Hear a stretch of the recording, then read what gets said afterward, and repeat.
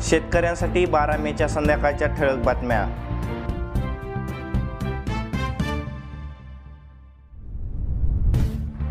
लोकसभा निवडणुकीची कामे आणि प्रचार यामध्ये राज्याचे प्रशासन शासन व्यवस्था असताना सर्वत्र उन्हाची आणि पाणीटंचाईची धस लागू लागली आहे। ग्रामीण भागात घागरभर पाण्यासाठी जनतेचे ठाऊ सुरू आहे। जलस्रोत पूर्णपणे आटल्याने व छोट्याशा धरणांमधील पाणी कमी झाल्याने मराठवाडा विदर्भात पुढील 2 दिवस वादळी वाऱ्यासह पावसाचा अंदाज। वातावरण खालच्या स्तरातील द्रोणीच्या रेषाही हरियाणातील चक्रीय स्थितीपासून ते मराठवाड्यापर्यंत आहे। परिणामी राज्यात आगामी 25 मे पर्यंत उष्ण व दमट वातावरण राहील। शेतकऱ्यांसाठी जिल्हा आणि तालुका स्तरावर तक्रार निवारण कक्ष खते बियाण्यांबाबत माहिती मिळणार। कृषी निविष्ठा खरेदी करताना गुणवत्तेबाबत तक्रारांची होणार निवारण।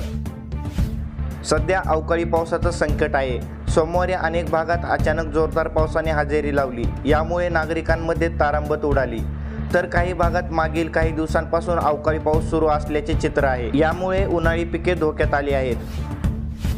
वादळी वाऱ्यासह झालेल्या पावसाने शेतकऱ्यांच्या शेतातील सौर पॅनल, विजेचे पोल, घरावरील पत्रे, जनावरांचा कळपा उडून गेल्याने मोठे नुकसान झाले आहे। पंचनामा करून नुकसान भरपाईची मागणी शेतकऱ्यांनी केली।